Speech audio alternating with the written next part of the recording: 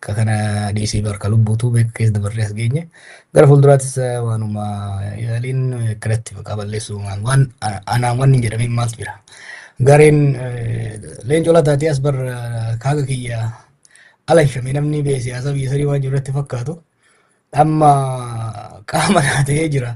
Yeroo amma deengaddaa of hin deebisee namni hedduu yaaddee namoonni teekstiidhaan waggaa nagaafatan nagaan qabu waggaan hanjeemni bilbilan.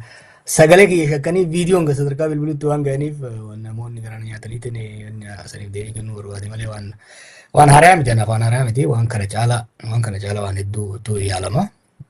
Kun immoo waggaa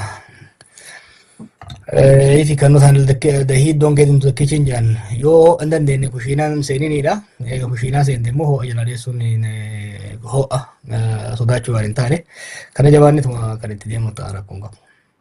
Dansa egaati waan kana kanumaan guulamne keessaa baana gaafii dhuma xumuraatan kaasa dhimma kana wal qabate yeroo dheeraadhaa fi dhimma ijoo biyya keessatti deemaa turan akka ijootti kaastee gaafiin uummataa akka fuulduratti bahee dubbatamu gaafii ogeessota fayyaa gaafii barsiisotaa gaafii qonnaan bulaa gaafii xaa'oodhaan wal qabatee deemaa turan baay'ee kaastee gara fuulduraatti akka dhiibbaan uumamu taasisaa turte tibba ispeeshaalii waggaa darbe waggaa 2025 akka faranjootaatti jechuukooti. Dhiyeenya kana as callistee turte ati callisuu kee kana boodadha wanti kun kan ofuma raawwatamee gadi bahee akka ammaatti dubbattetti immoo tikni mootummaa biyyaalessa Itoophiyaadha duuba akka jirudha waan kanarratti kan ati odeeffadhe jettu yookiin immoo quban qaba jettu yeroo kanatti maaliif barbaachise wanti kun yeroo ati callisee ta'aa jirte kanatti? Maaliif dubbii qottaati? Nuuf isaan wal beeyna. Waan miidiyaa fi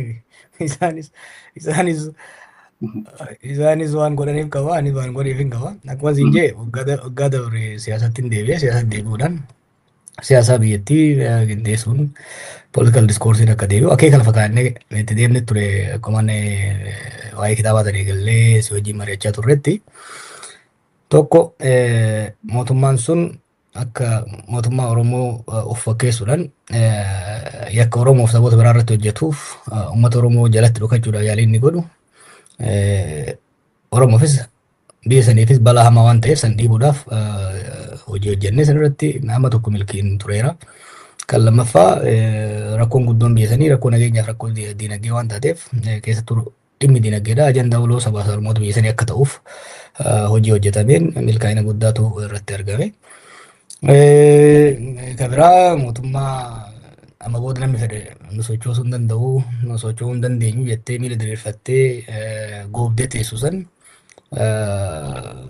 akka batachiitu gochuu hin danda'amee jira. Waliigalatti siyaasa san si'eessuu deebifnee irratti hojjechuu karoora qabanne hedduu jira jechuu karoora isaanii irratti milkaa'ina ture. Dhuma waggaa irratti hojii hojjetame xiinxaluun barbaachisaadha. Hojii itti aanuuf qophaa'uun barbaachisaadha.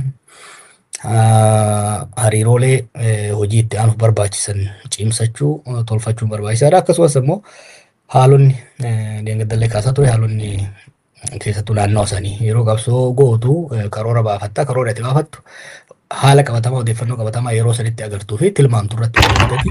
Yeroo tokko wantoonni ati eegin gurguddaan hoggaa dhufan karooraaf tarsiimoo keessatti dhiibbaa qabanii karooraaf tarsiimoo san kan sirraa'uu qabu sirreessu kan hafuu qabu hambisuu kan saffisuu qabu saffisiisuu kan duubatti hambisuu qabu duubatti hambisuudhaaf dhaabattee ilaaluu qabda. Kanaaf yeroo dabre kanatti wantoota himamneen alatti wanti si eeruu danda'u tokko hojii dabre madaaluu qabna turre warra waliin hojjennu wajjin kun yeroo fudhata. Yeroo tokko sagalee dho'ifattee dhaggeeffachuun fi xiinxaluun hedduu barbaachisaadha. Karoora gara fuulduraa baasuufis sanarratti hojii hojjetamaa ture.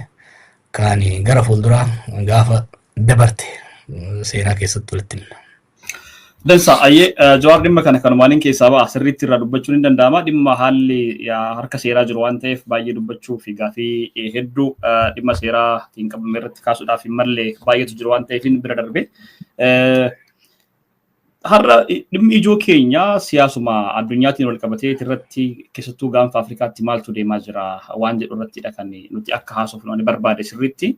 Garuu sanbira osoo hin gahin haala tokkoon kaasuu barbaada dhimma keetiin wal qabatee maqaan tokko akka maqaan kee akka haaraatti ka'ee ture tibba darbe kana Namni Ashoo Speed jedhamu Itoophiyaa dhufee biyyoota Afrikaa gara 20 ta'an irra naanna'eetidha kan live streamii dabarsaa ture. Haala biyyoonni sun keessa jiran iddoowwan garaagaraa iddoowwan hin eegamne baay'ee deemeetidha kan wanti raawwataa ture.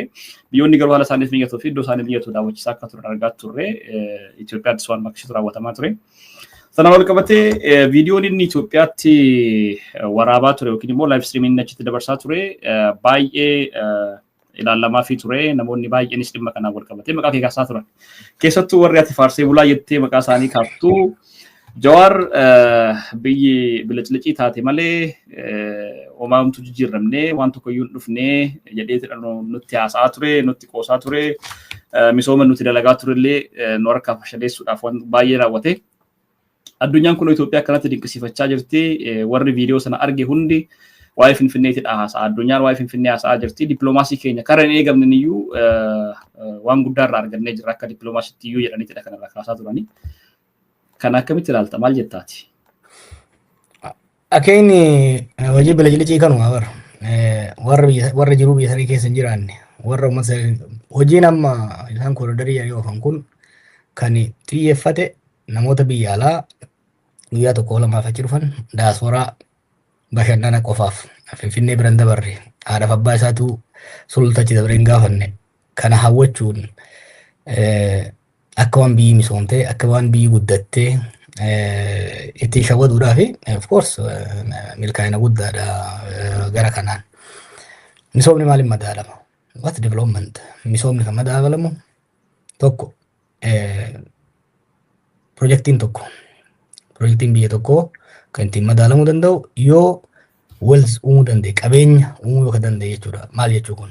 Tokko hiree hojii yoo ka dabalu taate hiree hojii namni hedduu dargaggeessa hedduu carraa hojii yoo argatu taate. Lammaffaa oomishni projektii sanarraa argamu ekspoortiidhaafis haa taatu gabaa biyya keessaatiif oomishni callaan isaa oomisha oomishummaa isaa jedhan kun yoo ka dabalu taate tajaajilli tajaajilli uummataaf kennamu yoo kan dabalu taate waliigalatti gama galiitiin gama nyaataatiin gama fayyaatiin gama barnootaatiin bara dabreerra bara dhufu yoo fooyya'inni kan mul'atu taate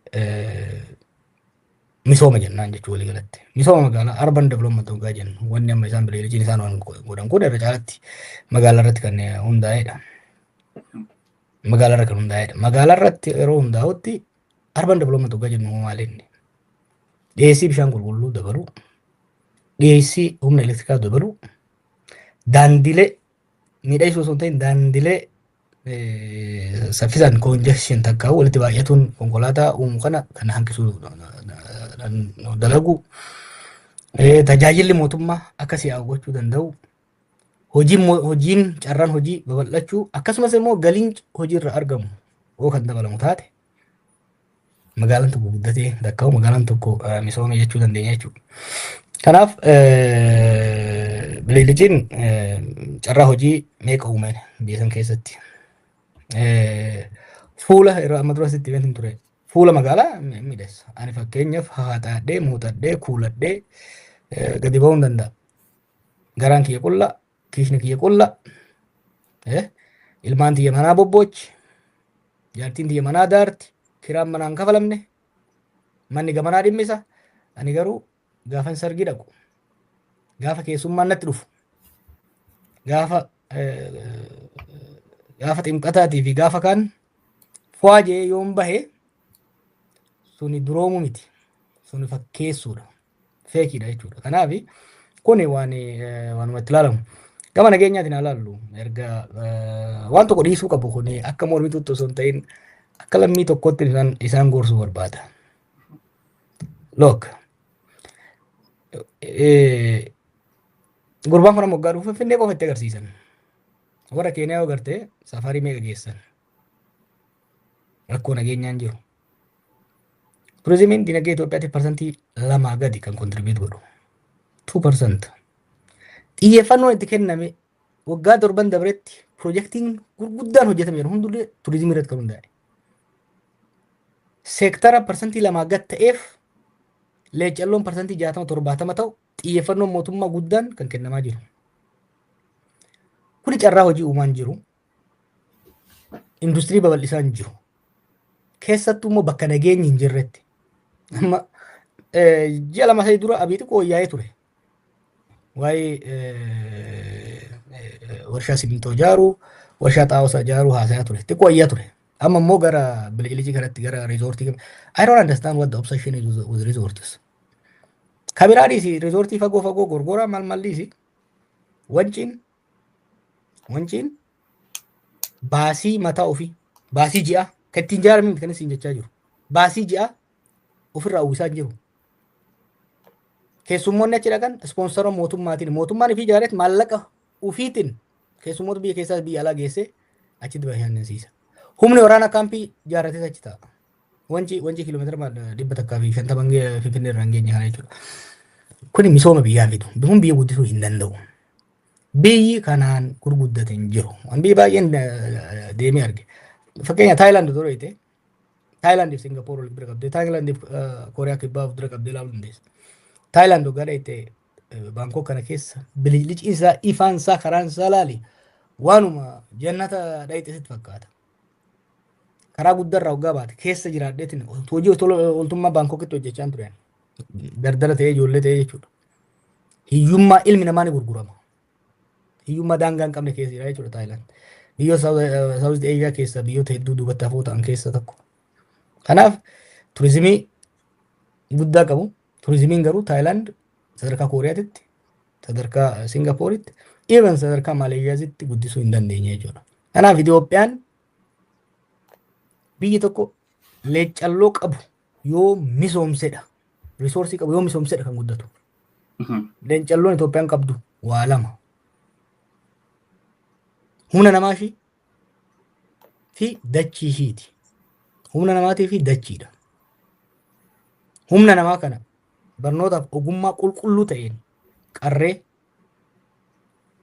biyya keessatti bobbaafnee akka hojjetu faabrikaan adda addaa warshaaleen adda addaa dhufanii biyya alaatirraa dhufanii through foreign direct investment dhufanii akka biyya guddisuu danda'an taate carraa tokko dandeettii barnoota dandeettii ogummaa ijoollee kanaa guddisu biyya keessatti immoo faabrikaan adda addaa dhufee dhaabatee akka isaan qaxaru gochuu danda'u warra biyya keessatti qaxaramurraa hafan immoo biyyoota alaatti ogummaadhaan akka amma gabra goonee biyyoota arabaatti erguun hona osoo hin ta'in dandeettii isaanii dandeettii afaanii ogummaa gama fayyaatiin haa taatu gama injinaringii haa taatu leenjifnee erginee ofii hojjetanii maatii isaatiif illee akkasumas immoo sharafa biyya alaa akka fidan gochuu irratti ilma namaa tokko ilma namaa misooma ilma namaa irratti fuulleffachuu kan lammaffaa lafa qabnu san oomishni isaa callaansaa qonni isaa akka dabalu gara industiriitti akka dagaagaa deemu yoo gooneen alatti tapha amma godhamu kanaan tapha bililichi faranjii ittiin shawwatu hin dandeenye waa Itoophiyaan akka malee misoomte jechuu dandeessa garuu diinagdeen biyyattii carraan malleen irratti bahee fi carraan hojii uumame ekspoortiin meeshaan nuti bililichi kanarraa ekspoortii goone takkittiin maaliin uumaan jiru kanaaf waan akkanaa ijoollee biyya alaatii bashannanaa dhuftu gammachiisuu danda'a. Rakkoo biyyattii yeroo furuu hin danda'u. Yaa Joor dhimma kanallee gaafame tokko waliin keessaa bahuu barbaada. Gaafii tokko waanumaataan biyyattii irraatii ka'ee Ikooturizimiin Itoophiyaa parsantii 2 qofadha kan inni qabu jettee ati iyyuu kaastee kanaaf sanaa gadiidha akka ta'edha kana tamanaa dubbatte. Isaan maal jechaa jiru dhugaadha.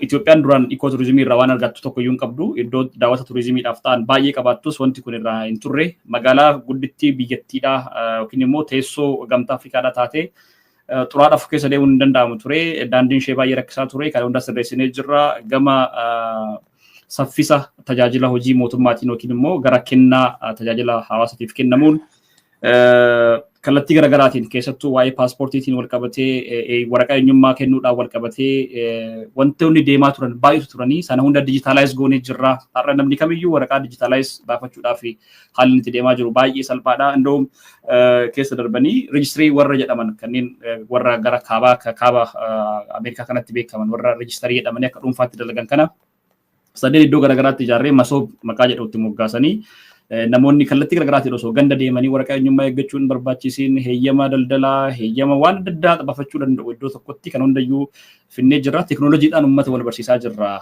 kun akkamitti nurra qaqqabuu qabaa waan jedhan kaasu kanarratti ijaaramuun daandiidhaa magaalaan akka hawwattu gochuun biyyoota alaatirraa turistii akka dhufee biyya sana daawwatuuf carraa hin banu jettee yaadda tajaajilli isaan kennaa jiran kun immoo maal sitti fakkaata?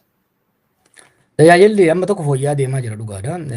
Gara hojii dijitaalaa kanarratti amma tokko tattaaffiin godhamaa jira garuu amma isaan haasayan kanaa miti. Gara fuulduraa ogeeyyota siifin akka takka waan ta'aa jiru siif ibsuu danda'an. Gama ammallee gama turizimiitiin kan jedhan kana dhiisuu qaban katit. Itoophiyaan turizimiidhaan guddachuu hin dandeessu. Ilaa faranjiidhaan karaa nuti biyya teenya akka dhufu barbaannu. Doolaarri akka nu dhufu barbaannami. Faranjiin Afrikaa uumama lamaaf dhayitti. Tokko uumama laaluudhaaf bineensa uumamaa bineensa laaluudhaaf. Lamaffaa seenaadhaaf. Turizimii irratti iyyuu kan fuulleffannuu kan barbaannu taate wantoota lamaan kana kan guddisuu qabnu. Uumama keenya aadaa keenya akka arganiif baadiyyaadha kan deemuu danda'an. Baadiyyaa nagaa uumuu danda'uudha qabda. Bakka nageenya namni tokko hoggaa biyya tokko daawwachuudha dhaqu wanni inni dura gaafatu haalli nageenya akkam jedhee ChatGPT akka Google keessa seenee hoggaa laalee jarri ol fixaa jira. Namicha Turkii tokko asii akkas godhanii namicha Chaayinaa akkas godhan gaafa namni dhufu jiru. So safety and security for tourism, safety and security is key. Kanan goone isaan godhaan illee hin jiran. So gama turizimiitiin bakka nageenya jirretti namni dhufuu hin danda'u. An challenge isaan godhe ijoollee bilisignaa kana. Riizoortiiwwan amma itti ijaaraman kana. Baasii itti bahe. Dhiifnee walii galatti. Erguma ijaarame baasiidhuma upkeeping jechuun mindaa hojjeta boba'aa achitti bahu. Baasima ji'a ji'aan wanci irratti bahu galii wanci argatu. Kafar gochaa jira. Gorgoraan. Itoophiyaan namni maaliif dhufaa ture? Itoophiyaan wanni adda isee godhu Laallibalaadha, Soof Umar, Aksuum. Kan hin dabre immoo qabeenya uumamaa bosona fi gaarreen Baalee kana. Turistii meeqatu achi dhaqaa jira? Meeqatu nageenya ofiitii jechee ka'ee dhaquu danda'a? Kan hin jechaa jiru wanni isaan ijatti dhiibanii irraa abaarame na fakkaata beektaa fi irraa tuqame waan kana. Biyyi kanaan guddachuu danda'u hin jiru. Kun biyyi kan guddachuu danda'u. Very simple Itoophiyaatti kan biyyi sun kan guddachuu danda'u. Humna namaa keenya. Miliyoona 130 taane. Namni Itoophiyaadha yookiin ba'aadha yookiin bu'aadha biyya saniif. Sirnaan yoo barsiifne ogummaa gabaa irratti gurguramuu danda'u. Afaan English, Arabic. Dandeettiin Ingilishii fi Arabic ijoollee keenya akka ka'u yoo goone nursing, engineering, IT-dhaan practical skill yoo qabsiifne waa lama hojii tokko faranjoota irraa haa taatu, Hindii irraa haa taatu, Chaayinaa irraa haa taatu competitive waan taanuuf warshaalee harkifnee ijoollee ogummaa gaarii qabdu gatii biyyoota biraatirraa gadi aanaan dhiyeessinee fi warshaalee hedduu finne ijoollee kanaafis carraa hojii uumne ekspoortii keenyas dabaluu dandeenya. Kan lammaffaa ijoollee achirraa hafte biyya biraatti ergine ifillee jiraachiftee maatii fiitis biyyaafis bu'aa akka buusuu dandeenya tokkodha. Lammaffaa qonna keenya ol guddisuudha. Kana galtee isaa warshaa xaa'oo minjaarra jedhan kana waa'ee bililicii kana dhiisanii xiyyeeffannoon isaanii warshaa xaa'oo ijaaruu irratti yoo ka fuulleffatu ta'a biyyi sun guddachuu danda'a. Sanii alatti iyyoo gurbaa ispiidii fi maalii kana fiddee caffarsiisuu dandeetta. Garuu rakkoo hojii dhabdummaa rakkoo qaaloomina jireenyaa kanaan furuun hin danda'amu. Dansa egaati waa'ee wanciitiin wal qabatee akkasumas riizoortiiwwan garaagaraatiin wal qabatee wrongly proof jechaan jirta natti fakkaata yoo dhuguma bu'aa qabeessa ta'ee bu'aan keenya kanadha baasiin keenya kanadha jedhanii kanammoo bu'aa argannee irra jedhaati dogoggora keenya nutti hima chaalenjiidha kan jedhudha kan atamma dhiyeessaa jirtu chaalenjii kana warri dhimma kana wal qabatanii fi waan kana irratti dalagan yookiin immoo haasaa kee biliciliciidhaaf jettee dubbattu kobatan akka chaalenjiitti akka fudhatan abdiin qaba egaa kanaas waaniin goolabee gara birootti ceesisa Jawaar har'a dhimmoonni gurguddoon waan baay'eetu deemaa jira addunyaa kanarratti haala biyyattiin Itoophiyaan keessa jirtu wal qabatee addunyaa irratti wantoota deemaa jiran dura kaasnee gara gaanfa Afrikaattiin si deebisa maaliif siyaasni addunyaa jijjiiramuun biyya tokko irratti dhiibbaa guddaa qaba kana namoonni baay'een irratti walii galu siyaasni addunyaa gama tokkoon luucca'ee hogguu deemee biyyoonni gama sanatti luucca'uudhaaf kanaan dura sooshaalistii fi bara Raashiyaatiif Ameerikaan faanti wal waraansa keessa turanii fi iddoo garaagaraatti qoodamanii siyaasa addunyaa gollaa turan wantoota raawwataman seenarraa baay'ee beekna. Ammatti siyaasni addunyaa garam deemaa jira jetteetidha kanatti yaaddu Jawaar. Eenyi kana Ameerikaan wantoota baay'ee hin yaadamnedha kan isheen raawwachaa jirtu. Kallattii garaagaraatiin pirezidaantiin biyyattii wanti inni raawwatu waan baay'ee hin eegamnedha. Hanga waraana neetootti deemee waan adda addaa achirratti raawwachuu Ameerikaan iddoo garaagaraatti deebitee akka isheen of ijaartu biyyoota nagaa eegduu addunyaatti jedhamtee beekamaa turte Ameerikaan kanaan dura amma sana Ameerikaan first waan jedhutti gad deebisee dhimma Ameerikaa qofarratti xiyyeeffatee deemaa kan jiru namoonni baay'een kallattii garaagaraatiin hiikaa itti kennu waan kana. Kun immoo siyaasa addunyaatti irratti feezii haaraa fuula haaraa yookiin immoo ce'umsa haaraa fidaa jira jedhanii namoonni kaasan jiru. Akkamitti ilaaltaati? Dhugaadha. Barri gadaa nama keessa jirru kun gadaa jijjiiramni guddaan addunyaa irratti ta'aa jirudha. Yoo xiqqaate bara wal waraansa addunyaa lammaffaa bara 1940 booda dhuma wal waraansaa sanii as jijjiiramni guddaan akka ammaa addunyaa irratti ta'ee hin beeku ta'as kun yoo xiqqaate waggoota 10 as deemu kanaaf addunyaa kana raasaa firfirsaa garii jabeessaa garii buusaa garii ol kaasaa akka deemu kan tilmaamamu kanas kan fidaa jiru agartee addunyaa kana keessatti dumarraa kaasee addunyaan yeroo humni tokko hedduu jabaatee yeroo dheeraaf olaantummaa isaa mirkaneeffatee deemuu fi dhawaataan immoo abbaan humnaa sun humni isaa laaffata warri biraa immoo humni isaanii jabaataa yeroo itti dhufan agarraa jechuudha. Akkuma beekamu gara bardhibbee yookiin immoo jaarraa 19ffaa dhumaa irratti addunyaa irratti olaantummaa kan qabaataa turte Birteen turte.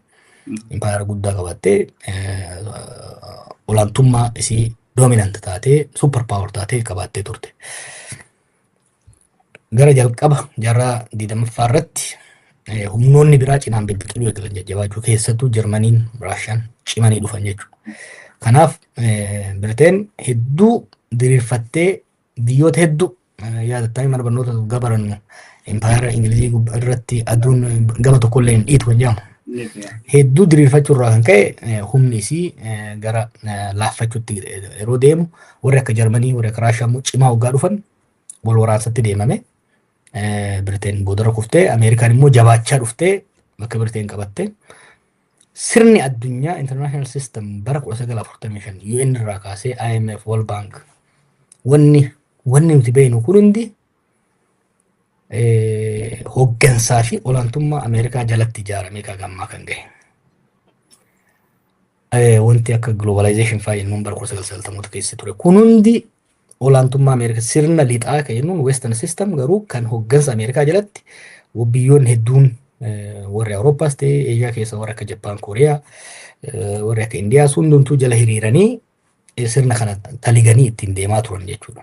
Olaantummaa gama waraanaatis, gama diinagdeetis, gama saayinsii fi teekinooloojiitiinis, gama miidiyaatiinis. Wanni uffannu akkatti haasofnu, wanni barannu hundi irra jireessan kan dhiibbaa Ameerikaa qabaachaa ture jechuudha. Akaakawwoota keenyarraa kaasee hamma dhaloota keenyatti. Amma waa lamatti ta'aa jira gara Ameerikaa kanaan. Tirampii fi amala Tirampii fi haala qabatama Ameerikaa. Haalli qabatama Ameerikaa humni isiin dhiibbaan isiin godhaa jirtu kun gatii guddaa itti fe'ee keessattuu lola Iraaq booda humnis laaffachaa baasiin isiin baaftuu fi galiin faayidaan irraa argattu laaffataa dhufe jechuudha. Kun Ameerikaa keessatti bara yuunivarsiitii tureerraa keessattuu giraajuweet iskuul tureerraa kaasee bara Obaamarraa kaasee marii jalqabsiise. Amma bara Obaamatti bara Buushitti addunyaa kana cabsu sirrumatti qaban dhiibbaa dhufu kana of jala deemnee tarkaanfii fudhachuu eegalanii hin taane. Bara Obaamatti wanni goonu maali? Konteenuma goona naannoo sanitti fakkeenyaaf naannoo Eeshiyaa Paasifikittis warra jiran gargaarree humnaan osoo hin ta'in gama dippiloomaasiitiin baalaansii goonee deemnaa madaalchifnaa kan jedhu itti deemanii jechuudha. Sunis hin taane Trump tokkoffaan dhufe. Bara Trumpitti amma kan dhufe maali? Nuti maaltu nuun ga'e waa'ee mirga namoomaa, waa'ee nama biyya biraatitti beelee rakkatu, waa'ee nuti maaliif poolisii addunyaa taana? Nuyi dursa kan kennuu qabnu akkuma nu gaafa dardaraa Oromoo farsi jennisanitti Ameerikaa farsti. Qabeenyi keenya, humni keenya, beekumsi keenya hunda dura Ameerikaa ijaaruu, Ameerikaa tiksu irratti fuulleffatu qaba ka jedhu as bahee jechuudha. Kuni ilaalcha Trump qofa miti. Warra namoonni muraasni eliitiin Ameerikaa keessaa dantaan isaa addunyaa irratti qabeenyi isaatis investimentiin isaatis Ameerikaa ala waan jiruuf santiifachuudhaaf humna biyya Ameerikaa kan itti fayyadamaa jira. Abbiyyuu nu godhaa jiranii. Kanaafuu nuti gibarri keenyas galiin keenyas dantaa teenya, dantaa dinagdee, dantaa nageenyaa Ameerikaa hoomlaandiidhaa eegsisuu qabna kan jedhu yaadni kun biqilaa dhufa dhiibbataa keessattuu gara mirgaa kanarraa ceemaa dhufe jechuudha. Mirga qofa malaal Barnii Saanders fudhachuu dandeessa bitarraa Trump immoo gara mirgaarraa. Kanarraan amala Trump istaayiliin liidarshiippiin qabu namni kun nama paartii keessaa dhufe miti nama qabeenya qabu nama awusaayidariidha. Nama osuma istaabilishmentiin Ameerikaa didu cabsee bahee aangoo qabatee marsaa lammaffaa kuffisanii marsaa sadaffaa osoo himatanii osoo maal godhanii deebi'ee filame waan ta'eef nama caccabsuu fi daakuudha naman waan ta'eef amalli isaatii fi haalli qabatamaan Ameerikaa ka humni isii laaffataa dhufe tun gara kaan immoo Chaayinaan cimaa dhufte kanatu dhufe jechuudha. So sadarkaa addunyaatti wanni deemaa jiru kana. Akkuma reefsu hin jee jalqaba dura wal waraansa addunyaa dura Biriteen olaantummaa qabaataa ture san booda Ameerikaatu olaantummaa guddaa qabaataa dhufe. Amma Ameerikaan ammallee dominant gaafiin hin jiru. Garuu olaantummaan isii sun laaffataa humni warra Chaayinaa immoo dabalaa dhufee jira. Humni Chaayinaa dabalee dhufe kan Ameerikaa caalee sirna addunyaa ofii ijaaruurra hin geenye. Sirna Ameerikaa, sirna olaantummaa Ameerikaa chaalenjii gochuu ittiin wal dorgomuu danda'eera. Mo'atee garuu irra aanuu hin dandeenye. Wal'aansoon kun amma addunyaa gaaga'ama guddaa kanaaf fakkeenyaaf amma namicha Venezuelaa ka fuudhaniif waan inni dimokiraasii maalii ta'eef takkaahuu diragii waan hojjeteef maal miti. Chaayinaan gaaroo teenyatti deeraa teenyatti dhuftee sharii kan biratti ijaarrachuun qabdu ka jedhudha jechuudha. So taphni kun biyyoota hedduu gaagamuudhaaf deema gara fuulduraatti. Dansa egaa Jawaar har'a gaafiiwwan akkanaa kana baay'eedhaan kan siif kaasota. Daawwattoota keenya har'a dhimmoota kanarratti kan xiyyeeffannuu fi wanti addunyaa irratti raawwatamu biyyoota Afrikaa reefu guddachaa jiranii fi dimokiraasiidhaan sirna waliin bara irratti dhiibbaan inni qabaatu yookiin immoo aangawoota diktaatar ta'anii dhalachaa deemanii fi biyyoonni gurguddoon baalaansii dimokiraasii addunyaa eegaman yookiin dantaa isaaniitti irratti hundaa'anii haa ta'u baalaansii dimokiraasii addunyaa eegan jedhaman gara keessoo isaaniitti deebi'anii gaafa of qofa jabeessuutti deebi'an rakkoo akkamitti uumama kan jedhu gara booda irratti kan laallu ta'a kanaan wal qabateeti. Walumaa galatti Jawaar gama keettiin deebi'a. Ameerikaan gara kanatti deebi'uun ishee Ameerikaan ofitti deebi'uun ishee Ameerikaa first jechuun ishee haalli Trump amma ittiin deemaa jiru kuni biyyoota akka Raashiyaa fi Chaayinaa akka isaan immoo boldly gadi ba'an humna isaanii dabalataan dhiibbaa Ameerikaan duraan qabaachaa turtu san akka isaan qooddatan biyyoota Ameerikaan duraan irratti aangoo gurguddaa qabaachaa turte dominate irratti godhaa turte irratti akka isaan aangoo isaanii qooddatan yookiin immoo humna isaanii diriirfatan gochuudhaaf carraa guddaa qaba. Kun immoo numaahu adeemsa siyaasa addunyaadhaa sirriitti jijjiira warreen jedhan jiru. Addunyaa gara kallattii garaagaraatiin ol dorgommii keessattuu dirree Afrikaa kana. Dirree humnoonni gurguddatanii fi humna isaanii agarsiisuu barbaadan yookiin immoo eenyummaa isaanii agarsiisuu barbaadan irratti wal falman gochuutti deemaa warreen jedhan jiru. Kanaaf wal qabatee gaafii laman sii kaasa akka duubatti siin deebisne booda walitti qabtee kana kaastuu fi Awurooppaatti neetoo kan gargaaraa turte baay'inaan mallaqa guddaa baastee kan gargaaraa turte Ameerikaadha. Amma neetoodhaaf iyyuu mallaqni nuti kaffallu warri Awurooppaattis kaffaluu qabu neetoodhaafuu mallaqa guddaa akkasii baasuudhaaf qophii miti jechaatidha kan jirtu Ameerikaan. Kun immoo Awurooppaa keessaa iyyuu biyyoonni kanaan dura waa'ee humna isaanii jabeeffachuu naatoo irratti of dagatanii taa'aa turan akka haaraatti wal deebi'anii wal ijaaran humna isaanii jabeeffachuutti carraa fidaa sun immoo firikshinii guddaa fiduu danda'a biyyootuma Awurooppaa gidduutti iyyuu siyaasa Afrikaa irratti dhiibbaa guddaa qaba warreen jedhan jiru. Kan akkamitti ilaalta? Kan inni lama walitti aantee osoo nafaaste. Siyaasni Afrikaa keessattuu siyaasni naannoo keenyaa gara lamaan sadarkaa lamatti dhiibbaan irratti dhufaa jira. Super powers biyyoota addunyaa irratti humna gurguddaa qaban jaameen laman sadii 2+1 Ameerikaa, Chaayinaa fi Raashiyaa sadarkaadhaan. Wal dorgommii isaan jidduu jiru dhiibbaan irratti fida. Baroota dheeraadhaaf sadarkaa wanti wal waraansa addunyaa lammaffaa as haalli biyyoota naannoo keenyaa kan dhiibamaa ture ala kan dhiibamaa ture irra jireessatti warra super power jennuun kana yeroo duraa Raashiyaa fi Ameerikaadhaan nama tokko Chaayinaa boodarra jechuudha.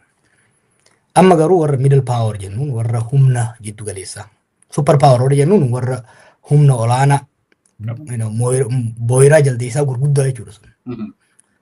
Booyiraa xixiqqaa jira immoo kaa'uun reefu lafa ol kaka'u kun warra hiyyummaa keessaa bahee sadarkaa diinagdeetiinis humna waraanaatiinis fedhii fi bolola qabuunis amma hedduu kaafate jechuudha jajjabaatee deemaa jiru jechuudha. Biyyoonni kun keessattuu naannoo keenyatti immoo ni heddummaatu. Addunyaa irratti hedduudha. Gara Laatin Ameerikaa irraa Biraaziil fudhachuu dandeenya. Indiyaa, Paakistaan garasii fudhachuu dandeenya. Veetnaamis fudhachuu dandeenya. Afrikaa keessaa Saawuz Afrikaan garasii jirti. Garuu naannoo keenya hedduu murteessaa akka ta'an biyyoota akka Tarkii, Qatar, Israa'el, Emirates, Suud Arabiyaadha. Biyyoonni kun waggoota 20 dabre kana keessatti keessattuu waggoota 30 dabre kana keessatti saffisa diinagdee guddaa jijjiirama diinagdee guddaa kan fidan. Humna waraanaa isaanii ammayyeessuuf jabeessuudhaan kan deeman. Keessoo isaanii cimfatanii sanbira dabranii biyyoota ollaatii fi ji'oopolitikaa naannoo isaanii irratti olaantummaa isaanii mirkaneeffachuudhaaf wal dorgommii hamaa keessa kan seenan jechuudha. Sadarkaa gubbatti Chaayinaa fi Ameerikaa amma tokko Raashiyaan wal dorgomaa jiru. Sadarkaa naannoo keenyatti immoo biyyoonni wal dorgomaa jiru. Biyyoonni gurguddoon kun yeroo tokko keessattuu amma akkuma reefu jennetti humni Ameerikaa amma tokko dadhabaa jira.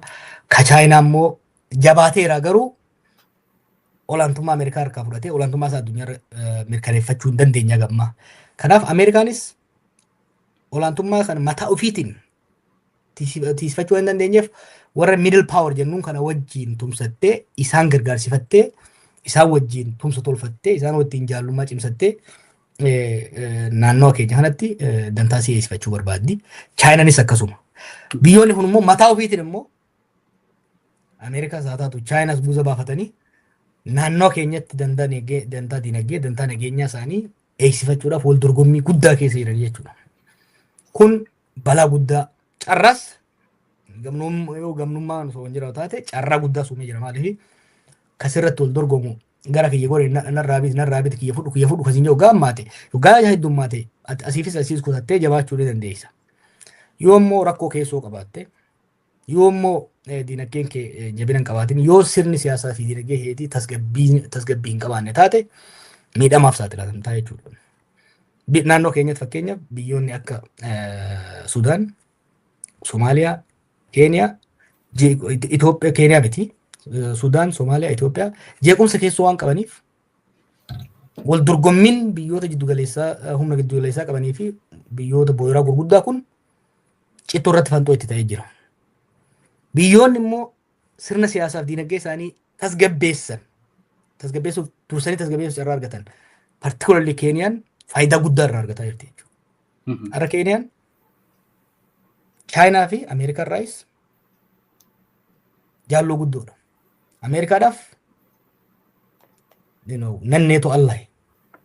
Chaayinaadhaaf immoo hojii misoomaa guddaa Chaayinaa keessatti hojjetaa jirti. Imireetis hariiroo gaarii qabdi. Suudii wajjinis hariiroo gaarii qabdi. Maaliif sirni siyaasaa keessoo isaanii tasgabbaa'ee jira.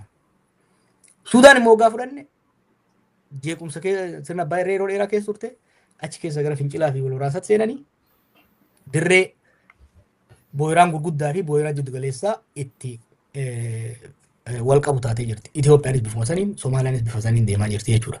So hamma tokko Jibuutii Keeniyaan faayidaa hoggaa argatan Itoophiyaa, Suudaanii fi Soomaaliyaan miidhaaf saaxilaman. Dansa Jawaar waa'ee neetootiin waraana neetootiin wal qabatee ejjennoo Ameerikaan ceessaa jirtu kuni Awurooppaa irratti qoqqoodamiinsa akkamii uumaa dhiibbaan sun immoo gara Afrikaatti gaafa deebi'u dudduubeen isaa baakfaayirii isaa Afrikaadhaa qabu maal fakkaata waan jedhuun sii kaasee ture. Egaa wantoota keenya har'a wanti irraa haasaa jiru dhugumatti dhimma siyaasaatiin wal qabatee saayinsii siyaasaa waan jedhamudha. Addunyaa saayinsii siyaasaatiin yoo hin xiinxalle saayinsii siyaasaatiin yoo fuuldura deemtee waan dhufaa jiru akkanatti lafa kaawwattee irraa hin dubbanne qabsoon godhamu kallattiidhuma akkamiin iyyuu uguruu nama hin geessisu. Kanaafidha dhimma saayinsii siyaasaa dhugumaan jedhamu san irraa kan dubbachaa jirru obbo Jawaar wajjini. Qoqqoodamiinsi Awurooppaa keessatti dhalachuu hin danda'u naatoo yookiin neetoo keessaa Ameerikaan harka ishee sassaabbatti ta'e. Qoqqoodamiinsi Awurooppaa keessatti uumamu immoo biyyoota Afrikaatiif dhiibbaa akkamii qaba. Keessattuu biyyoonni Afrikaa tasgabbiin qabanii wal waraansa keessa jiru. Wal waraansa keessatti immoo buqqaatii namaatu jira. Buqqaatii namaa keessatti immoo namoonni buqqaanii gara Awurooppaatti ce'uutu jira. Godaansi namoota baay'inaan deema. Awurooppaan immoo kana hin barbaaddu. Ammarraayyuu diris hin barbaaddu kana. Kana dhaabuudhaaf waan biraatti ceeti immoo wantoonni uumamuu danda'an maal sitti fakkaata naannoo kanatti? Paaks Ameerikaan takkaahu sirni olaantummaa Ameerikaa jalatti jaara biyyannuun kun sanuu durarraa eegalee Ingilizirraa dhaalanii Ameerikaan ilma Ingilizii abbaa caalee dhabeeki. Liberal world order jennaan jechuun sirna liberaalizimii kan utubaan isaa waa lama ta'e. Siyaasa dimokiraasiitii fi diinagdee kaapitaalizimii irratti kan hundaa'e. Aantummaan firummaan keenya kan ta'u biyyoonni walii firaa ka ta'uu dandeenyu warra sirna diinagdee kaapitaalizimii hordofu warra ilaalcha siyaasaa takkaahu sirna dimokiraasii hordofu kan jedhu liberal order jennaan kan Paaks Ameerikaan jalatti bara 1945 irraa kaasee tarii haga 2025tti 2025tti waan awwaalamu hedduu fakkaata. Kana ture ka warri lixaa hayyoonni lixaa waajjiraalee dhaabbilee lixaa United Nations haa taatu, IMF haa taatu, World Bank haa taatu hundi isaanii dhimmoota humna fakkeenyaaf mirga namoomaa, mirga diinagdee, mirga dubartootaa, mirga fiin of bulchuu maal kan jennu hundi as jalatti dhalatee dhufe. So Ameerikaanii fi Awurooppaan durii kan walitti firoomuu qabnu ilaalchanii yaadanii yaadni lamaan kun immoo kaapitaalizimii fi free market economy and democracy kan jedhu. Amma sun waan isaan fayyades qaba, waan isaan miidhes qaba. Wanni isaan fayyade maali? Addunyaa irratti olaantummaa ilaalcha akka argatan keessattuu koominizimii akka mo'atan ummatoota cunqurfamaa, ummatoota miidhamaa hamma tokko ofitti akka hammatan moral upper hand akka godhatan gargaaree ture jechuudha yeroo dheeraadhaaf. Keessattuu adada namni isaanii dulloomaa lakkoofsi nama dhalatuutii fi nama dulloomuu wal dabraa waggaa deemu baqataa kanas galfatanii humna jabeeffatanii turan. Amma garuu humni diinagdee isaanii keessattuu ka'umsa Chaayinaatii fi Chaayinaa osoo hin ta'in ka'umsa biyyoota amma BRICS keessa jiran warra akka Biraziil, warra akka Indiyaa kunneen kun ka'aa dhufuun olaantummaan diinagdee qaban sun comparative advantage takkaahu caalmaan isaan qabaachaa turan sun hir'ataa waggaa deemu warra lixaa jidduutti dibeetii takkaahu atakaaruu uumee jira. Yaanni firummaan ilaalchaan jedhu suni nuun taane hulaa cufachuu qabna. firummaan taakku aantummaan siyaasaa keenya eenyummaa irratti qaroomina irratti hundaa'uu qaba. Ilaalcha irratti osoo hin taane qaroominaa fi eenyummaa irratti. Eenyummaa hoggaa jennu eenyummaa adii, eenyummaa sivilaayizeeshinii roomarraa kaasee jiru kanarratti kan hundaa'e ta'uu qaba malee Jappaan dimokiraasii waan taateef kaapitaalistii waan taateef nuuf fira jechuu miti. Kanaaf warri adii taane warri sivilaayizeeshinii wal fakkaataa irraa dhufne walitti maxxannee warra kaan fagootti ofirraa qabuu qabna kan jedhu ilaalcha cimaadha jechuudha kan dhufaa jiru. Kun amma almost olaantummaa qabatee dhufaa jira. Addunyaa raasaa dhufaa jira. Ilaalcha akkanaa kun waggaa 10 dura hedduu finxaalessa jedhamee ilaalama ture. Amma Ameerikaatti aangoo qabatee jira. Biyyoota Awurooppaa adda addaatti qabatee jira. Firaansitti itti aansee qabachuu danda'a. Kuni laafina lixaa jechuudha fide jechuudha. Neetoo irratti yoo fudhataatti fakkeenyaa fi neetoon kan uumame Raashiyaa irraa ittisuudhaaf. Ilaalcha nama reefu siin jee kana sirriitti qalbifadhu. Dur Raashiyaan kan dhiibamaa turtee fi kooministiidha. Ardiinaan Awurooppaa keessa jirti beeki Raashiyaan. Sanyiidhaanis adiidha. Garuu ilaalcha kooministii waan tureef sirna lixaa kana keessaa moggeeffamtee akka neetoon practically Raashiyaa ofirraa ittisuudhaaf kan ijaarame.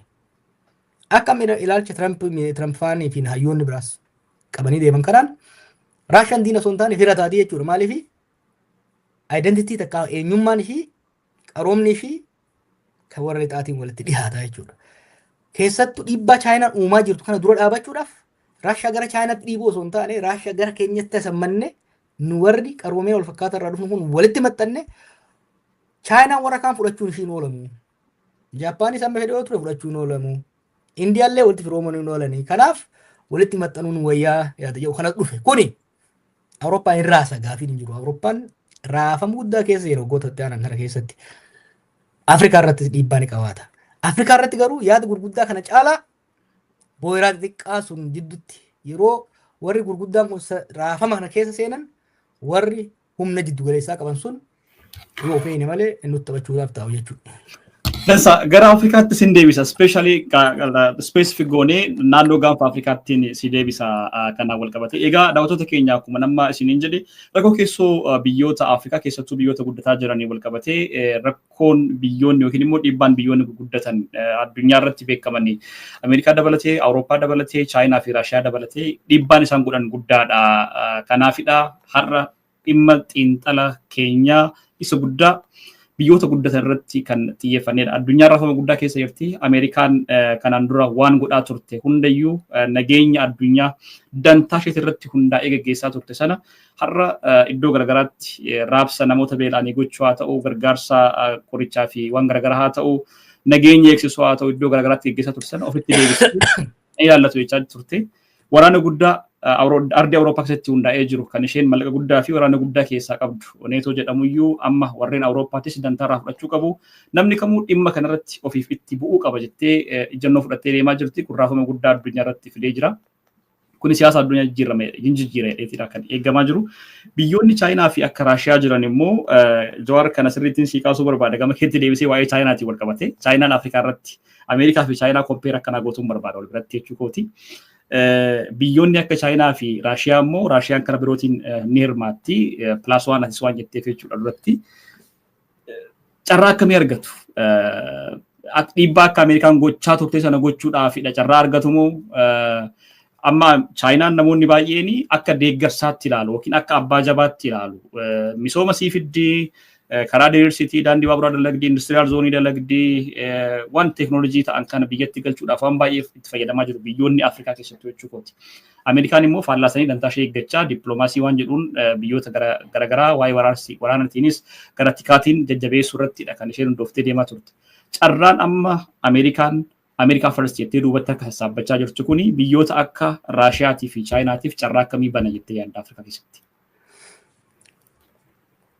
Chaayinaa fi Ameerikaa dhiisi maqaa dhiifnee rising hegemon, declining hegemon. Abbaa humnaa guddaa qabu kan humni isaa laaffataa jirtuu fi abbaa humnaa lafaa dhufaa ol deemaa jiru. Humni lafaa ol dhufaa deemaa jiru kun haga olaantummaa mirkaneeffatu amala gaarii calaqqisiisa. Keessoo biyyoota biraa keessan seenu fira babal'ifachuu jaalata. si kurkumurra si hohoisuu jaalata jechuudha. Fakkeenya sii kenna gara jalqaba dhibbee takka jaarraa 20ffaa kanarratti yoo ilaalte Ingiliziin addunyaa irratti olaantummaa turte kolonializimii addunyaa walakkaa kana sirna koloniitiin qabatee kan jiru kaan cafayitee kaan sirreessitee kaan gargaartee kaan kabaltee jiraachiftu sii turte. Ameerikaa yoo san ol ka'aa dhufaa jirti. Ameerikaan amma yeroo san sirna kolonii mormiti turte. Sirna kolonii mormiti. Dhimma keessoo biyyoota keessaa hin seennu jetti. Fakkeenya dhaadannoo qabsoon teenyetiin deemaa turte. Self determination. Mirga hiree ofii murteeffannaa warri lalisu keessaa Ameerikaa turte. Pirezidaanti Woodrow Wilson ture. Bara 1917 isa ture kan shaampiyoon godhee jechuudha. League of Nations ijaaruu irratti waan adda addaa ijaaruu irratti. Gara fuulduraa kootti bara 1945 booda Ingiliziin kuftee Ameerikaan gaafa kaatu immoo tolooltummaan sun fayyaalummaan sun hafee kabaluu kaan angorraa buusu kaan weeraruu kaan harka kennisiisutti deemame jechuudha. Chaayinaanis ammatti humna ta'ee fedhii dhimma keessoo biyyoota keessa seentee borcuu irraa wanni argattu hin jiru. Amma Chaayinaan ikonoomik dippiloomaasii geggeessiti. Waa lama barbaadde amma. Tokko biyyoota Afrikaattis haa taatu, Laatin Ameerikaattis haa taatu, biyyoota biraa keessatti hariiroo diinaggeedha. Hariiroo diinaggee cimsachuudhaan gabaa isii babal'ifachuudhaan bu'aa argachuu akkasumas immoo boru gaafa olaantummaa isii mirkaneeffatte biyyoota kana to'achuuf ammumarraa hariiroo fi caaseeffama lafa diriirfataa jirti jechuudha. Beeki super power keessattuu dominant super power ta'uudhaaf humni waraanaatiif dinagdee qofti hin barbaachisu. You need soft power. Cultural waa kan aadaadhaan wal qabatu neetworkii namootaa si barbaachisa. Kanaaf Chaayinaan amma amala sirreeffattee Chaayinaa waa'ee filannoo dubbattu agartu. Chaayinaa abbaan abaluu filamee abaluu angorraa bu'e jettu hin agartu. Bakka hunda hirmaataa jirti jechuudha. Waggaa 20-30 booda huni jijjiirama. Ammatti garuu kan waan itti fufan maaliif ammatti olaantummaa Ameerikaa harkaa fudhatanii addunyaa bulchuudhaaf addunyaa akka fedha isaaniitti akka dantaa isaaniitti bulchuudhaaf sadarkaa sanarra hin geenye sadarkaa olaantummaa diinagdee waraanaa aadaa kan biraa waan hin ga'iniif ammaaf amala saniin deemaa jiran. Biyyoonni Afrikaa hojii Chaayinaan amma hojjetaa turte kanarraa kan fayyadamanis jiranii kan miidhamanis jiran. Kan fayyadaman warri akkuma reefu siin jee haalli keessoo isaanii gaarii ture. Investmentii gama Chaayinaa irraa dhufu dandeettii gama Chaayinaa irraa dhufu kanatti fayyadamanii bu'uuraalee misoomaa isaanii guddisuu irratti baay'ee fayyadamaa jiran. Biyyoonni immoo haalli sun keessa hin turre kan miidhaman kan korrapshiniin takka malaammaltummaan keessa akka babal'atu godhe fakkeenyaaf biyyoonni akka Naayijeeriyaa biyyoonni akka Zaambiyaa fa'aan hedduun miidhamanii jiran. Biyyoonni akka Ruwaandaa fa'aa immoo sirni keessoo isaanii hamma tokko tasgabbaa'ee fayyadamanii jiran jechuudha. Itoophiyaan bara mallasaatitti Chaayinaa irraa hedduu fayyadamte, Tarkii irraa hedduu fayyadamte. Bara Abiy kanatti garuu even Chaayinaanuu investimentiin Chaayinaanuu keessaa bahee jechuudha. Kanaaf hin fayyadamnaa fi hin miidhamnaa irra jireessan kan murteessu haala keessoo haala qabatamaa keessoo biyyoota Afrikaa kana jechuudha. Tole dansa obbo Jawaar egaa kabajamtoota daawwattoota hordoftoota keenyaa har'a dhimmoota ijoo ta'an dantaa waa'ee siyaasa Afrikaa fi gaanfa Afrikaa biyyoota Afrikaatii fi bulchitoota Afrikaa irratti hundaa'een wal qabatee dhiibbaa biyyoonni alaa godhan keessattuu yeroo ammaa kana wal waraansi iddoo garaagaraatti gaggeeffamaa jira. Wal waraansa iddoo garaagaraatti gaggeeffamaa jiru kana keessatti biyyoota biyya isaaniitti rasaasa tokko hin dhukaane loltuun tokko jalaan duunetu alaala waraansa kana gaggeessaa jira. Raashiyaa fi Yuukireen gidduutti waraansa deemaa jiru. Biyyoonni hedduun addunyaa kanarra jiraatan Awurooppaa fi biyyoonni garaagaraa akka irratti hirmaataa jiran ni beekna. Paalestinii fi Israa'el gidduutti wantoota deemaa jiran ni beekna. Sudaan lamaan obbolaa lamaan gidduutti waan deemaa jiru ni beekna. Itoophiyaa keessatti wal waraansa adeemaa jiru kallattii garaagaraatiin mootummaan qaamonni deeggaran maal gochaa akka jiran ni beekna. Kanuma hundaa duuba haala dantaa siyaasa dimokiraasii addunyaa irratti warreen ijoo ta'anii eenyu fa'aadha kan jedhu irratti kan haasa'aa jirru. Amma gara gaanfa Afrikaatti si deebisa Jawaar. Warreen middle power jedhamanitti si deebisa. Gaanfi Afrikaa dogoggora siyaasaa raawwate qabaayii siin jechuun barbaada dursa. Dogoggora siyaasaa raawwate qabaayii kanneen qaamoleen alaa akka Saawudii, Dubaay yookaan UAE humna isaanii irratti agarsiifachuudhaaf Kaataariin dabalatee jechuudha. Turkiin isaan dandeessetti kallattii garaagaraatiin biyyoonni kunniin wanti isaan gaanfa Afrikaa isaan keessa seensise maalidha? Dogoggora siyaasaa isaan raawwatantu jira moo የፖለቲካ ስግብግብነት ሰወር ያማራ ጅራድ ከነ ላይክ ቦሎላ አንጎቱ namoonni bolola aangoo qabantu waan kanatti akka isa biyyoonni alaa kun seenan raawwate maal ilaalchi kee yookiin immoo ijannoon kee asirratti gamaggammiin kee? Gariin adeemsuma siyaasaa adeemsa seenaa ti tokko eejansii takka namoota. Biyyoonni tokko tokko transformationii gartee biyyoonni Afrikaa kun sirna kolonii keessa turanii post colonial period ture ka wal waraansi sirna abbaa irree maal keessa ture. Kam san keessaa bahanii wal waraansa keessaa bahanii sirna abbaa irree keessaa bahanii sirna dimokiraatawaa sirna diinagdee sirna rule of law olaantummaa seeraa mirkaneeffatan isaan jiru biyyoonni akkasii jiru. Biyyoonni tokko tokko immoo ka eega kolonii irraa deemee as tasgabbii uummachuu hin danda'in kanuma jeequmsa keessa turan. Akka Itoophiyaa kun immoo sirni kolonii Awurooppaa irra turuu baatus internal contradiction takkaahu wal dhibdeen keessoo isaanii hiikamee sirni sabatiinsa qabu tokko osoo hin ijaaramin kanarratti wal dorgommiin wanni haalli lama ka dhufe. Tokko sadarkaa addunyaatti jijjiiramni Ameerikaan laaffachaa dhufuu fi Chaayinaan jabaachaa dhufuun uume nuyi dhukkubsataa jiru jechuudha. Nuyi dhukkuba keessaa bahee fayyaa guutuun argatin dooniin addunyaa socho'uu eegaluun akka nuti hin dhaabanne godhaa jira. Ka addunyaa ka lammaffaa immoo akka naannootitti immoo biyyoonni diinagdee jiddu galeessaa qaban kun immoo keessoo isaanii jabeeffatanii diinagdee isaanii jabeeffatanii dantaa isaanii biyya daangaa ofiitiin alatti eegsifachuudhaaf wal dorgommii keessa yeroo itti seenan kanatti jechuudha. Akka hiree ta'ee siyaasni keenyas sirni dinagdee keenyas lafa hin qabanne hoggansi dhufes hogganoota rakkoo kana sirriitti xiinxalanii malaan bira dabruu itti fayyadamuu danda'an ta'uu dhabuurraa rakkoo adda addaatiif dhufan. Biyyoonni jiddugaleessaa kun humna jiddugaleessaa qaban kun keessattuu baha jiddugaleessaa irraa dhufan kun dantaa isaanii kabachiisuudhaaf dantaa isaanii naannoo keenya irratti kabachiisu maal dantaan isaanii naannoo keenya jiru. Tokko dantaa diinagdeeti albuudaan wal qabata midhaan nyaataatiin food security wal qabata akkasumas maritime galaanaan wal qabata galaana diimaa fi garba indiitiin wal qabata waan sadeen kanarraa kan wal dorgoman. Fedhiin isaanii kan ammoo kan ittiin tarkaanfachiisan akkaataa haala dinagdee keessoo isaaniitiin. Biyyoonni akka Emirates dinagdeen isaanii dinagdee gaazarraa bahee amma dinagdee service sectoriidha.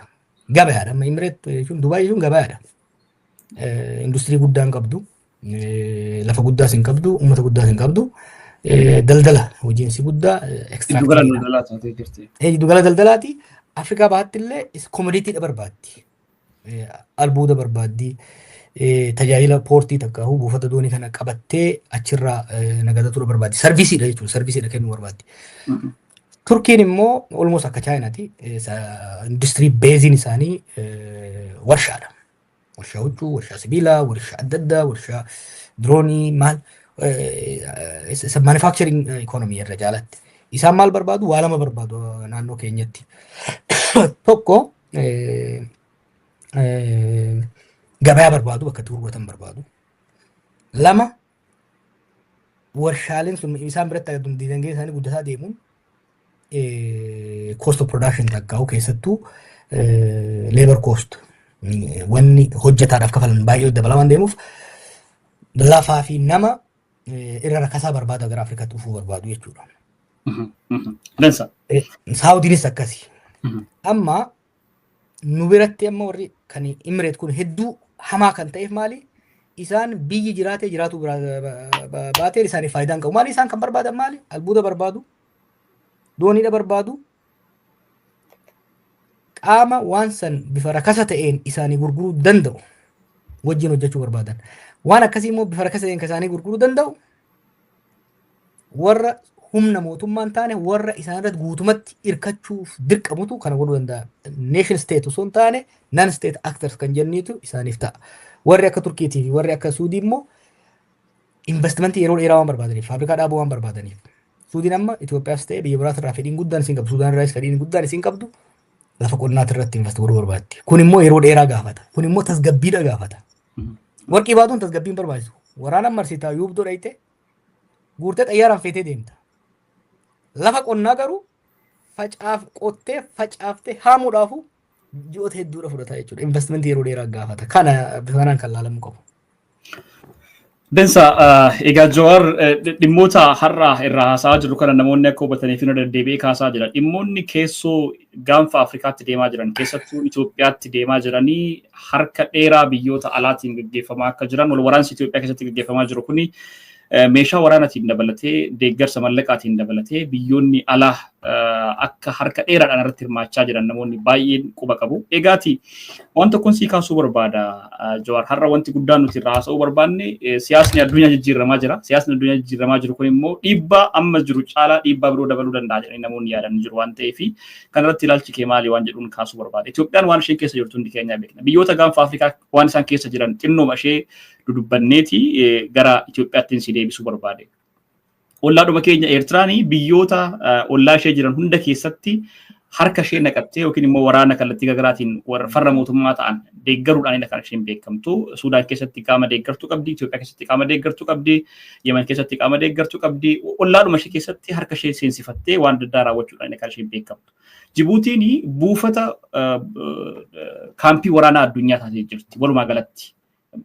Biyya tasgabbooftuu fakkaattus keessoo isheetitti gareen socho'u mootummaadhaan wal falmii keessa jiran ni jiranii gara Affaarii fi Isaa jedhanii wal qoodanii wanti isaan gaggeessaa jiran ni jiran.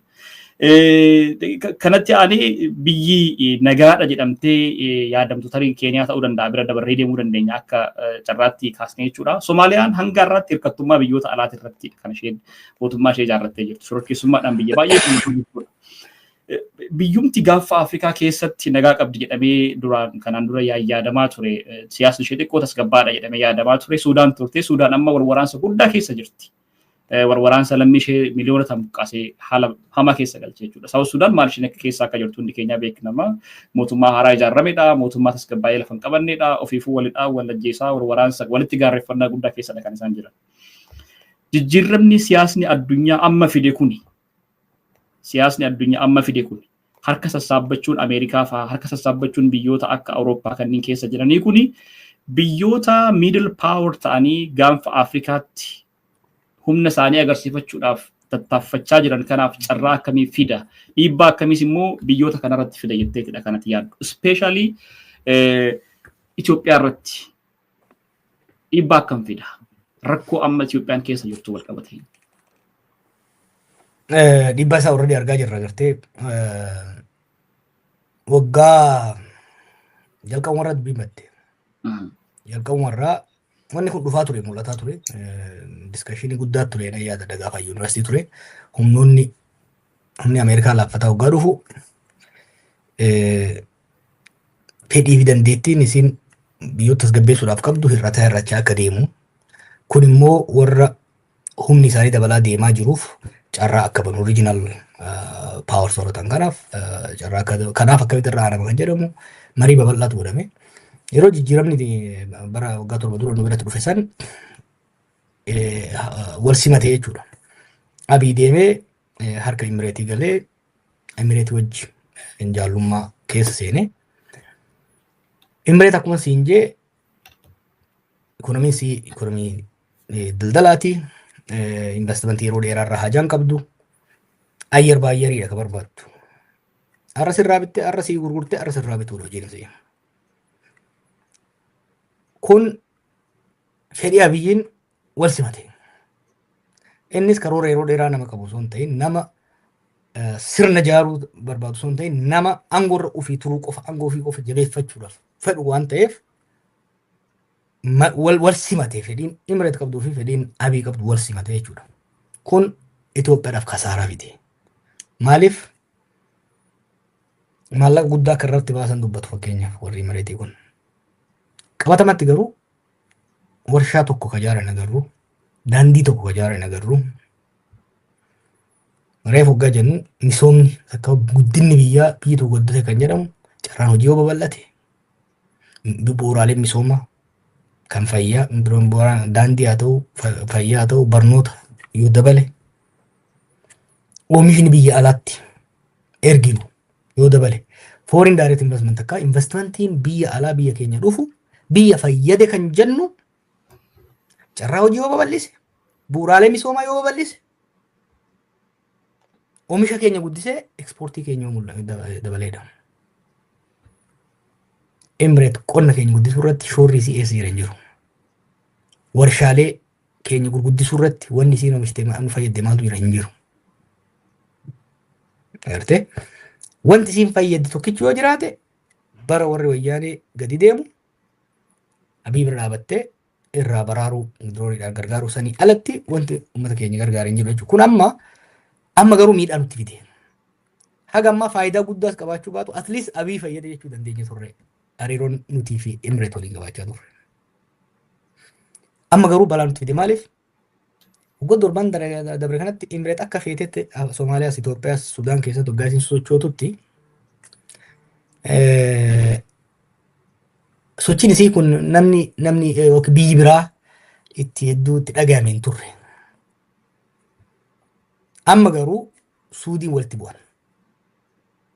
Suudiin waan walitti bu'aniif Suudiin tarkaanfii fudhachuu eegalte jechuudha. Suudii jechuun humna guddaadha. Namni kana sirriitti fudhachuu danda'u humna guddaadha. Yemen irraa rukuttee baaftee Suudaanii baasaa jirti. Nuuf amma balaan dhufe kaa. Maaliif? Diinagdeen Suudii is our number one export partner beeki. Addunyaa irratti waan biyya keenya keessa erginu keessa irra guddeessi Suudi Arabiyaa dhaqa. Chaayinaa ol, Ameerikaa ol, Yurooppii ol, biyya kamii ol diinagdeen keenya al ergiin keenya Suudii dhaqa. Nama miliyoona takka oltu lammiin Itoophiyaa Suudii keessa hojjeta. San qofa osoo hin ta'in yeroo gabaabaa keessatti Emirates kabaltee waan baafteef Itoophiyaan immoo Emirates cinaa dhaabbachuu qofa osoo hin ta'in partner takkaahu waahila Emirates Sudaan jeequu keessatti waahila taatee waan taphataa jirtuuf amma Abiyyis Itoophiyaanis yoo tarkaanfii ofii kan hin sirreessine taate Suudiidhaan wal dura dhaabbachuudhaaf deemna jechuudha. Suudiidhaan waggaa wal dura dhaabbanne immoo gama diinagdeenis gama waan birootinis miidhaa guddaa nurra gahuu danda'a. So amma haala hamaadhaatu as deemaa jira saffisaan tarkaanfiiwwan fudhatamne. Dansa egaa amma waa'ee dhuma Itoophiyaatirraa haasa'aa jirra. Addunyaarraa kaanee gaanfa Afrikaatti dabarree amma Itoophiyaatti gad seennee jira. Sirriidhumatti waa'ee Itoophiyaatirraa kaasuuf nan barbaade. Itoophiyaatti biyyoonni kunniin lamaan Saawudii fi UAE'n iddoo garagaraatti Yemen keessatti waan isaan wal godhanii Yemen keessa akka isheen itti baate ni beekna. Somaalilaand keessatti wanta biyyoonni Emirataa yookiin immoo Saawud UAE'n isheen raawwattu ni beekna. Saawudiin amma Itoophiyaa irratti dantaan isheen qabdu maal fakkaata? Akkuma ammaatu jettee wanti isheen biyya alaatii galfattu fooniin dabalatee iddoo waan baay'ee irratti wanteen hirmaatanii jiran Itoophiyaa irraatidha kan isaan deeman. Humni guddaan Saawudiidha moo UAE'dha Itoophiyaadhaaf? Maaliif humna guddaa jennaa kallattii bu'aa biyya sanaaf buusuu danda'an irratti hirmaannee wanti nuti jechuu dandeenyu maalidha kanaa wal qabate? Deebiin gabaabaan Suudiidha. Maaliif Emirates Dubaay Abudaabiin gabaadha beeki. Suudiin Emirates lammiileen biyyasii miliyoona tokko gati. Ka biyya alaa wajjin miliyoona 10 ta'a. Suudiin lammiin biyyaa qofti gara miliyoona 35 miliyoona 40 dhiyaata. Miliyoonni 40 kun immoo dureessa kan bitachuu danda'udha. Bara tokko umraa Uganda kun nama kubbaaniyaa makiinaa Jaappaan tokko arge waajjira isaa Dubaay irraa garasitti gaggeessaa ture. Maaliif hin jedhee maaliif Suudii filattan jennaan Dubaay bakkuma itti gurgurattu namoota biyya biraatu dhufee bitata. Suudiin garuu namni biyyaatu ka bitachuu danda'u miliyoona 35 jira. Huge consumer base jira. Gartee so nuuf gabayaa guddaadha Suudiin. Lammaffaa reefu maaliin jee Itoophiyaan guddachuudhaaf misooma nama kana export nama dandeettii qabu export godhuu danda'udha qabna. Oomisha keenya daballee oomisha kanallee export godhuu hin dandeenya. Lamaanuu immireet kanurraa fudhatu baay'ee xiqqaadha. Kanurraa fudhatu potentiaaliin Suudiin nurraa fudhachuudhaaf qabdu baay'ee guddaadha. Namni illee nurraa fudhachuudhaaf oomisha illee nurraa fudhachuudhaaf food securityidhaaf immoo dhuftee lafa keenya irratti misooma yeroo dheeraadhaatiif long term industry gochuudhaaf eegalee turan barbara wayyaanee sanii jeneraaloota wayyaaneetii fi daldaltoota tokkotu waliin dadha'ee harka keessaa baase. Waan Suudii keessa deemaa jirullee namni hubachuu danda'u qaba. Transformationii guddaatu dhufaa jira hoogganaa amma jiru MBS kana jalatti. Suudiin akka durii miti. Biyyoota regional qofan ta'an sadarkaa addunyaatti super power ta'uu danda'an jedhamanii tilmaamaman keessaa hirkattummaa gaazaa keessaa ba'aa jiru. Humna guddaadhaan saffisaan guddachaa kan deeman jechuudha. Naannoo san qabatanii akka arbaatti ka'uu biyya danda'udha Suudiin. Ani immireetiin walitti haabuun jechuu osoo hin ta'in faayidaan imaammanni biyya tokko hariiroon biyya tokko biyya biraa wajjin qabdu misooma cimsuu irratti, misooma yeroo dheeraa cimsuu irratti, misooma nama, misooma qonna kana cimsuu irratti yoo laalle kan nu fayyadu biyyoota akka Turkii, biyyoota akka Suudii kana wajjin ta'uu yoo danda'ame isaa wajjin sundaa wajjin ta'uu osoo addaan hin filatin. Garuu biyyoota Suudii fi Turkiidhaa fi biraa fi diina ta'an wajjin dhaabbannaan jidduutti macalaaffamuudhaaf qophaa'uudha jechuudha.